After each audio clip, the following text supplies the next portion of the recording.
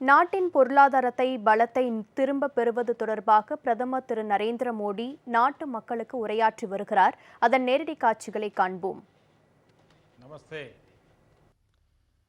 सबसे पहले तो सीआईआई को 125 साल सफलतापूर्वक पूर्ण करने के लिए आप सबको बहुत बहुत बधाई। कांग्रेचुलेशंस।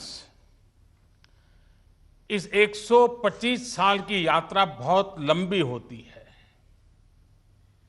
अनेक पड़ाव आए होंगे, अनेक उतार चढ़ाव आए होंगे, लेकिन 125 साल तक एक संगठन को चलाना ये अपने आप में बहुत बड़ी बात होती है।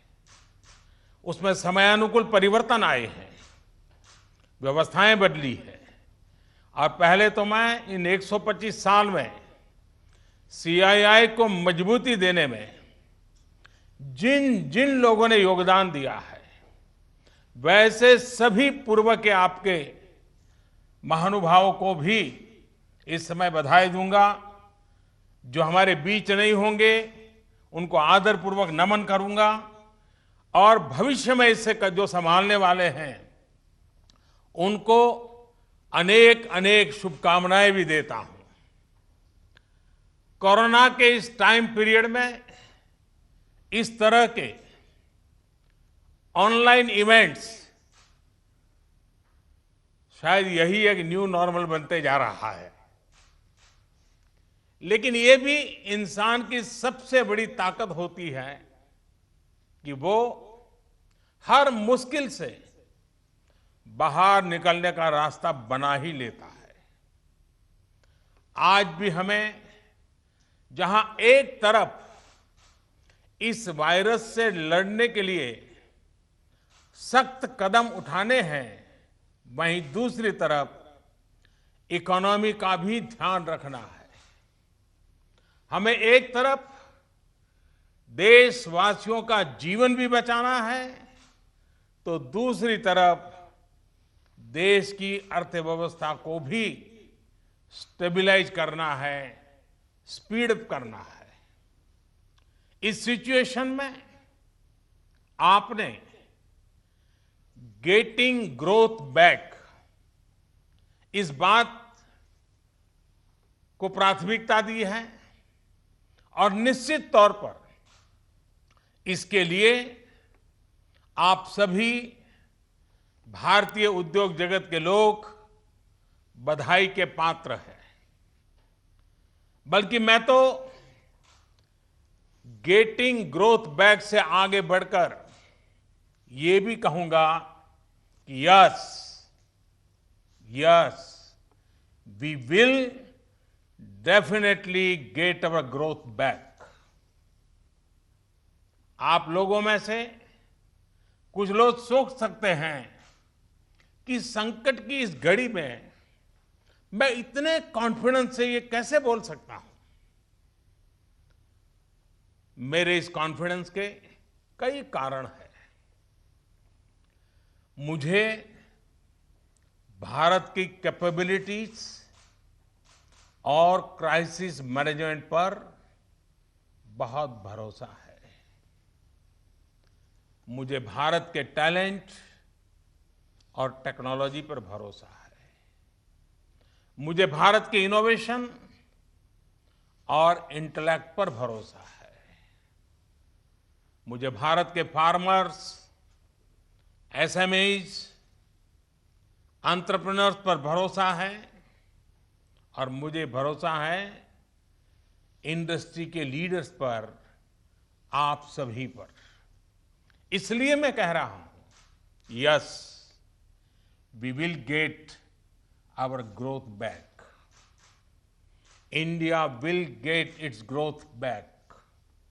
साथियों, कोरोना ने हमारी स्पीड जितनी भी धीमी की हो, लेकिन आज देश की सबसे बड़ी सच्चाई यही है कि भारत लॉकडाउन को पीछे छोड़कर अनलॉक फेज 1 में एंटर कर चुका है। अनलॉक फेज 1 में इकोनॉमी का बहुत बड़ा हिस्सा खुल चुका है। काफी हिस्सा अभी 8 जून के बाद और खुलने जा रहा है। यानी गेटिंग ग्रोथ बैक की शुरुआत तो एक प्रकार से हो चुकी है। आज ये सब हम इसलिए कर पा रहे हैं क्योंकि जब दुनिया में कोरोना वायरस पैर फैला रहा था तो भारत ने सही समय पर सही तरीके से सही कदम उठाए।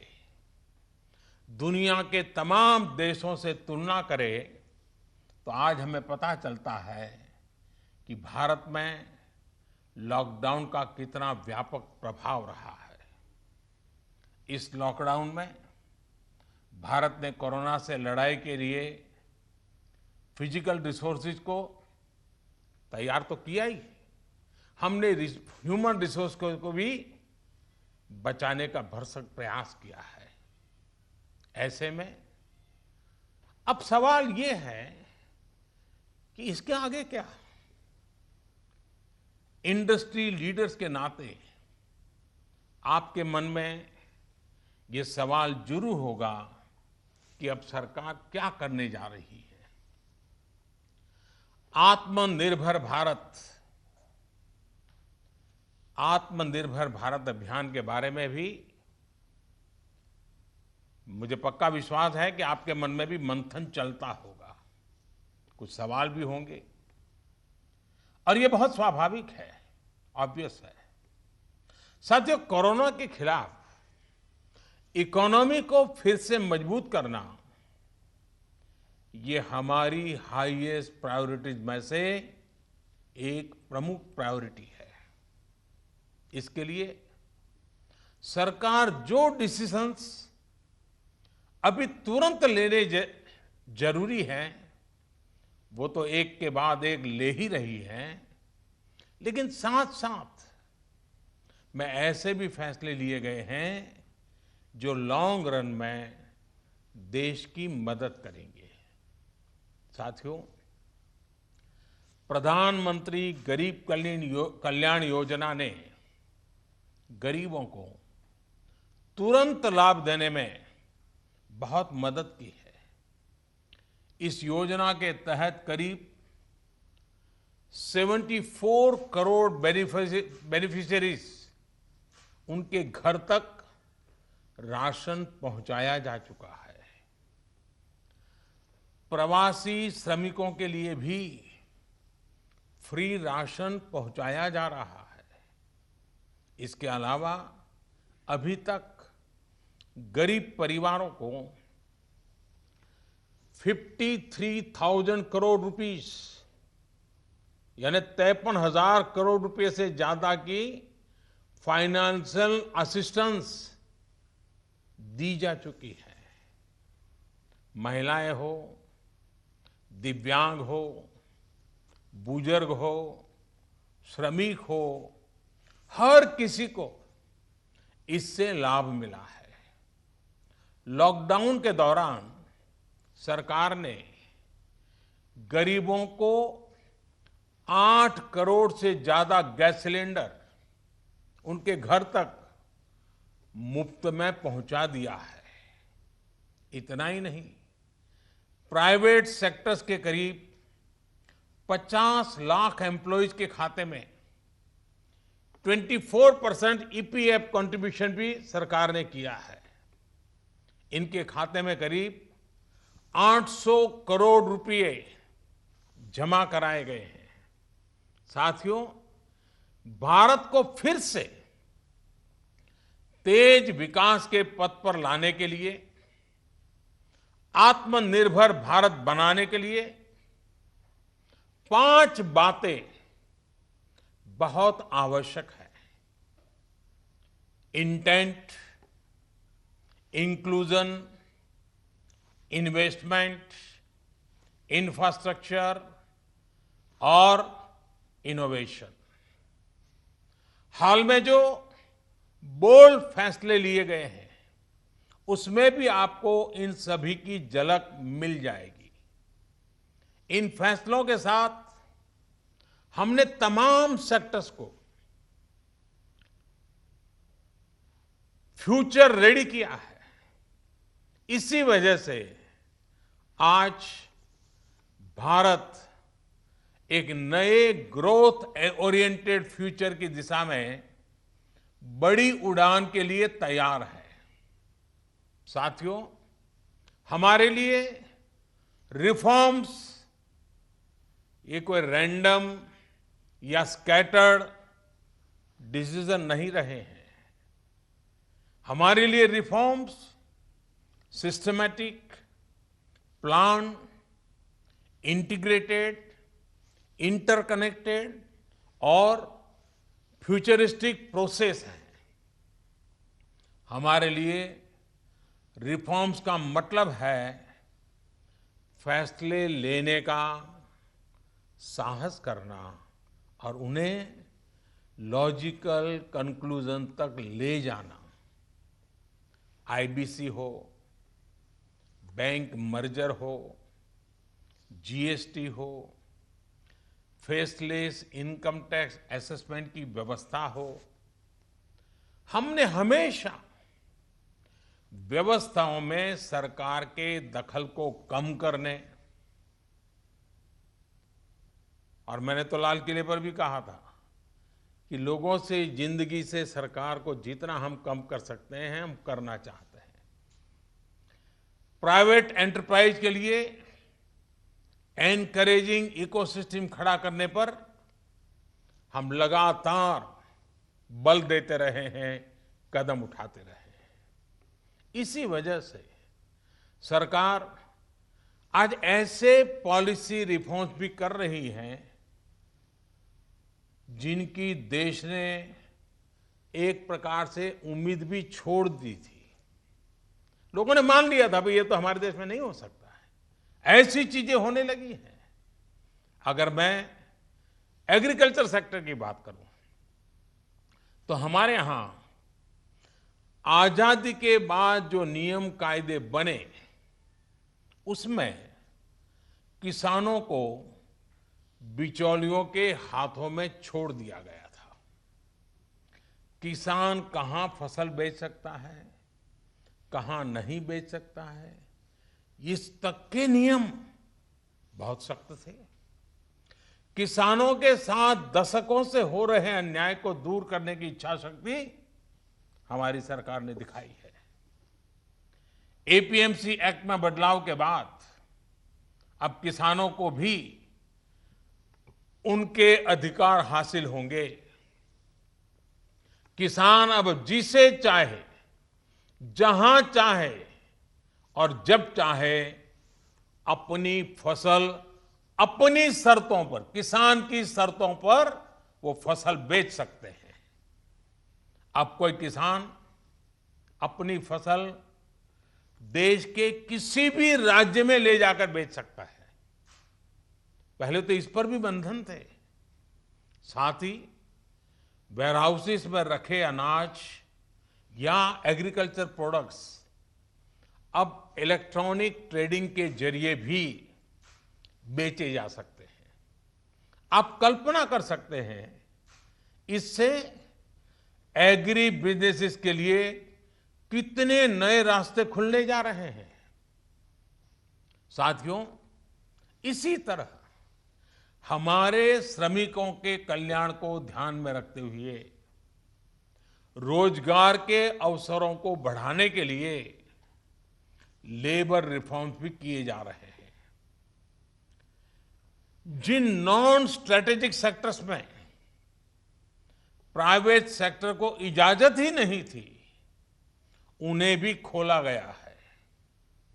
आपका ध्यान इस पर भी गया होगा कि सबका साथ, सबका विकास, सबका विश्वास के रास्ते पर चलते हुए हम वो फैसले भी ले रहे हैं जिसकी मांग बरसों से हो रही थी। साथियों, दुनिया का तीसरा वो देश जिसके पास बहुत बड़ी मात्रा में कोयले का भंडार हो, कोल रिजर्व हो, जिसके पास आप जैसे साहसी और उद्यमी व्यापार जगत के लीडर्स हो, लेकिन फिर भी उस देश में बाहर से कोयला आए, कोल इंपोर्ट हो, तो उसका कारण क्या है? आप भी जानते हैं, देश भी जानता है। कभी सरकार रुकावट बनी रही, कभी नीतियां रुकावट बनी रही, लेकिन अब कोल सेक्टर को इन बंधनों से मुक्त करने का काम शुरू कर दिया गया है। अब कोल सेक्टर में कॉमर्शियल माइनिंग को परमिट कर दिया गया है। पार्सली एक्सप्लोर्ड ब्लॉक्स को भी अलॉटमेंट करने की परमिशन दी गई है।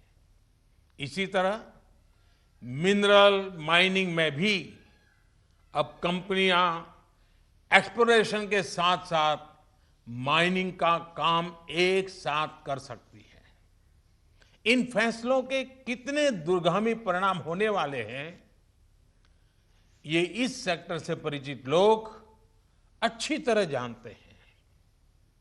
साथियों, सरकार जिस दिशा में बढ़ रही है, उससे हमारा माइनिंग सेक्टर हो, एनर्जी सेक्टर हो या रिसर्च और टेक्नोलॉजी हो, हर क्षेत्र में इंडस्ट्री को भी अवसर मिलेंगे और यूथ के लिए भी नई अपॉर्चुनिटीज खुलेगी। इस सबसे भी आगे बढ़कर अब देश के स्ट्रेटेजिक सेक्टर्स में भी प्राइवेट प्लेयर्स की भागीदारी एक रियलिटी बन रही है। आप चाहें स्पेस सेक्टर में निवेश करना चाहें, एटॉमिक एनर्जी में नई अपॉर्चुनिटीज को तलाशना चाहें, पॉसिबिलिटीज आपके लिए पूरी तरह से खुली हुई हैं। हर अवसर आपका इंतजार कर रहा है। साथियों, आप ये भली भांति जानते हैं कि एमएसएमई सेक्टर की लाखों यूनिट्स हमारे देश के लिए इकोनॉमिक इंजन की तरह हैं। इनका देश की जीडीपी में बहुत बड़ा कंट्रीब्यूशन है और ये कंट्रीब्यूशन करीब करीब 30% का है। एमएसएमईज की डेफिनेशन स्पष्ट करने की मांग लंबे समय से उद्योग जगत कर रहा था। अब वो उद्योग जगत की पूरी मार्ग भी पूरी हो चुकी है।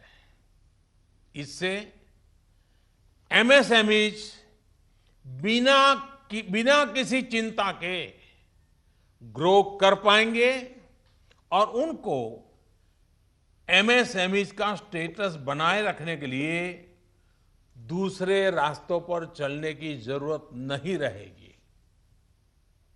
देश के एमएसएमईज में काम करने वाले करोड़ों साथियों को लाभ हो, इसके लिए 200 करोड़ रुपए तक की सरकारी खरीद में ग्लोबल टेंडर्स को खत्म कर दिया गया है। इससे हमारे छोटे उद्योगों को ज्यादा अवसर मिलेगा। एक तरह से आत्मनिर्भर भारत पैकेज एमएसएमई सेक्टर के इंजन के लिए फ्यूल का काम करने वाला है। साथियों, ये जो फैसले हैं उनकी रिलेवेंस समझने के लिए आज की ग्लोबल सिचुएशंस को देखना और उसे समझना भी बहुत आवश्यक है। आज विश्व के तमाम देश पहले की तुलना में एक दूसरे का साथ और अधिक चाहते हैं। देशों में एक दूसरे की जरूरत और ज्यादा पैदा हुई है। लेकिन इसी के साथ ये चिंतन भी चल रहा है कि पुरानी सोच, पुरानी रीति नीति, पुरानी पॉलिसीज क्या आज कारगर होगी क्या? स्वाभाविक है कि इस समय नए सिरे से मंथन चल रहा है और ऐसे समय में भारत से दुनिया की अपेक्षा, एक्सपेक्टेशंस और बड़ी है। आज दुनिया का भारत पर विश्वास भी बढ़ा है और नई आशा का संचार भी हुआ है।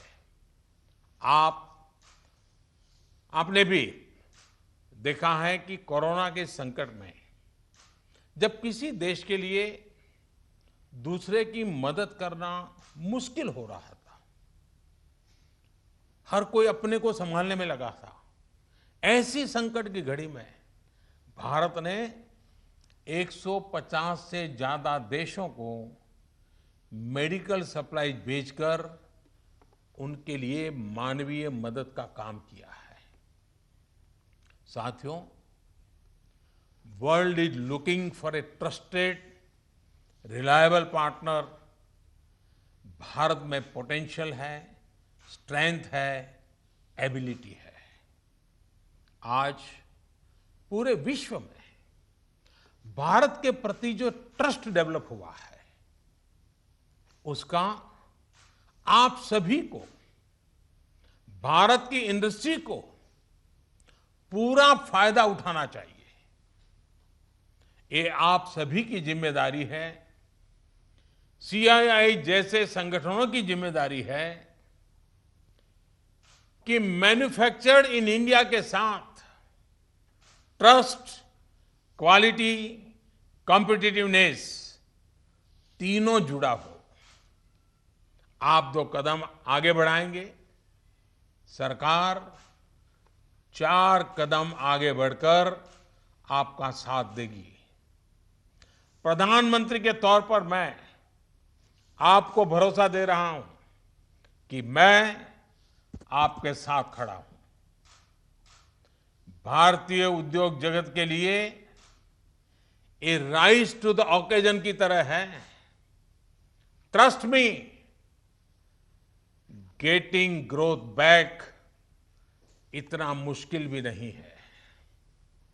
और सबसे बड़ी बात कि अब आपके पास, इंडियन इंडस्ट्रीज के पास एक क्लियर पाथ है। आत्मनिर्भर भारत का रास्ता, सेल्फ रिलायंट इंडिया का पाथ। आत्मनिर्भर भारत का मतलब है कि हम और ज्यादा स्ट्रांग होकर दुनिया को एम्ब्रेस करेंगे। आत्मनिर्भर भारत वर्ल्ड इकोनॉमी के साथ पूरी तरह इंटीग्रेटेड भी होगा और सपोर्टिव भी।